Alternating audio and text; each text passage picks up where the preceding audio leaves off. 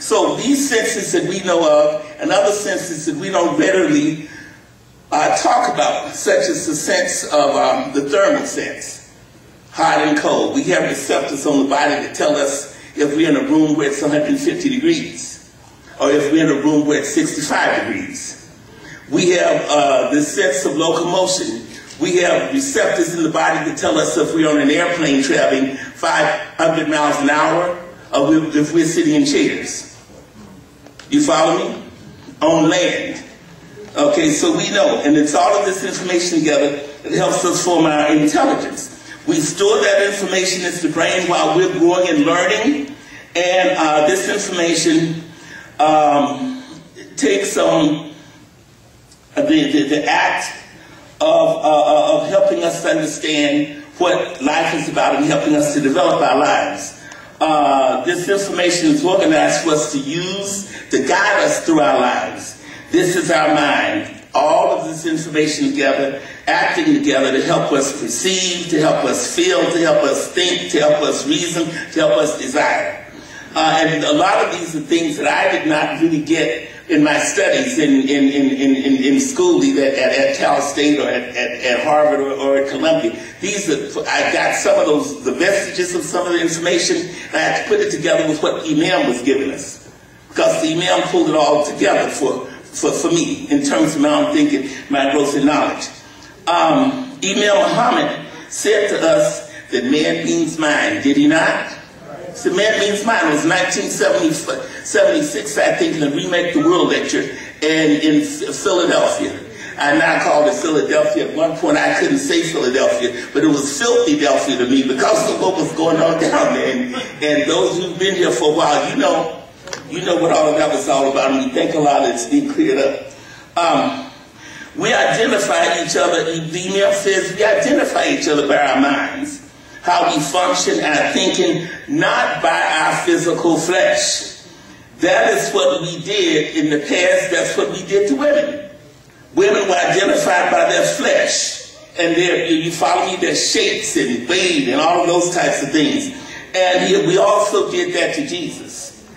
Okay, in terms of how we got away from thinking about him as a word, but we talked about him in the physical flesh and them, the story about them hanging him on the cross and all of those other things.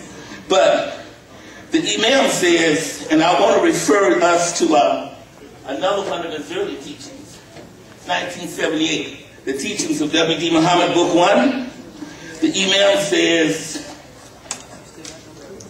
everything in your environment is words speaking to your mind, forming you in the body.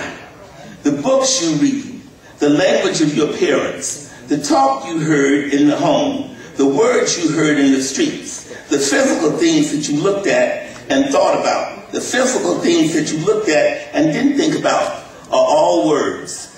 He goes on to say, all these things have acted as words, gone into your mind, formed you, and they are forming you as long as you live in this world. The process of making and forming human beings never stops. It goes on all the time. If you don't want yourself to be created in ill, weak, bad, or ugly disease forms, you have to get wise to the language of the environment and start selecting the things that you want to go into your mind. Now this is our beloved teacher, 1978. The teachings of W.D. Muhammad, Book 1. He was light years ahead of us at that time, brothers and sisters. And he got even further ahead of the world. So we have to be careful because he says it is our human identity, not our physical identity, that identifies us. And our human identity is that which, the signs of our intelligence. You follow me? All of that, how we use that information, we store it in our minds and our brains. Now, we learn to communicate what is in our minds through language, through words. And as I said before, the Imam said, words make man. Words make people. The Imam also said that there's something else I want to read to you that he said. It's on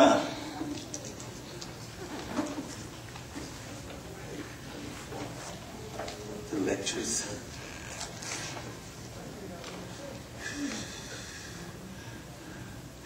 Now we know that man and woman are not flesh, they are mind. We cannot identify ourselves in a physical way. It is true that the first identification of a human being is the physical identification. But after we get the real human identification, we stop depending on the physical identification. After we get a sense of that person's mind and what that person communicates to you, and we know what that person represents, that's how we identify the person, not if the person is tall or short or fat or skinny or whatever, that type of thing. That's what the Imam is telling us. And so we have to be very, very careful about that, and we have to continuously go back to his teachings, because he's given us more than most of us in this lifetime will ever be able to completely absorb. He says that because words make people, we have to constantly choose positive environments that will feed us spiritually and mentally and help us grow. We have to learn to listen to words and read words critically and evaluate and analyze what words or language are used by others in the media to communicate information to us. We have to filter out the negative words or language, the destructive words that we hear. Society, as the Imam says, uses language to control us, to control our thinking. And that's very, very important. And I want to give you some examples of what they do and what they have done. Take out the second handout, ladies and gentlemen, the one page that I gave you. This was the second one I passed out. On the front it says Yasin 6-511. Okay. Now, it begins with God saying the rest of the fact mercy Redeemer. For their own reasons, this institution uses society to redefine words to create images. And our sister, Dr. Rashida, gave us excellent examples of that, but she used it relative to our language and how we communicate with each other's only. Let's expand that. As I said before, man means mind, said Imam Muhammad, and words make people.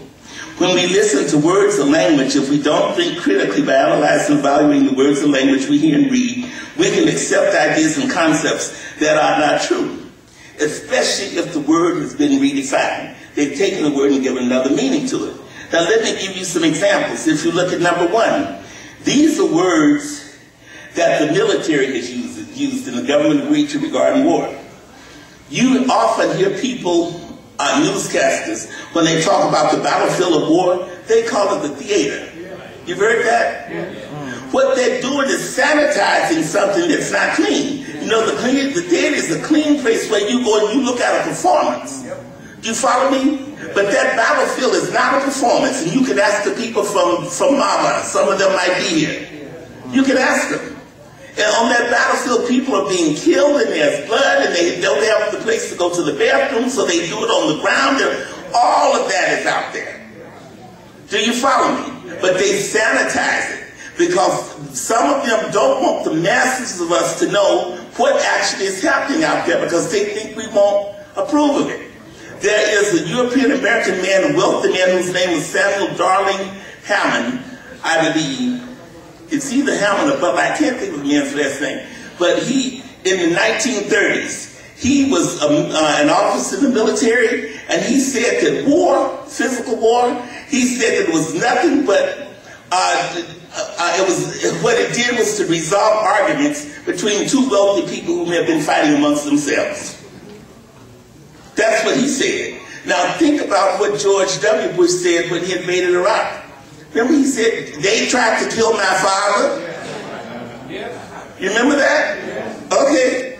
Now look at the second example. Sometimes when Americans kill other Americans on the battlefield, they call it friendly fire. Well, where's fire friendly? Fire friendly when it is taking the life out of you. You understand what I'm saying? Yeah, this is very important, my friends, okay? And it's a totally different sense of justice than what we have in Islam.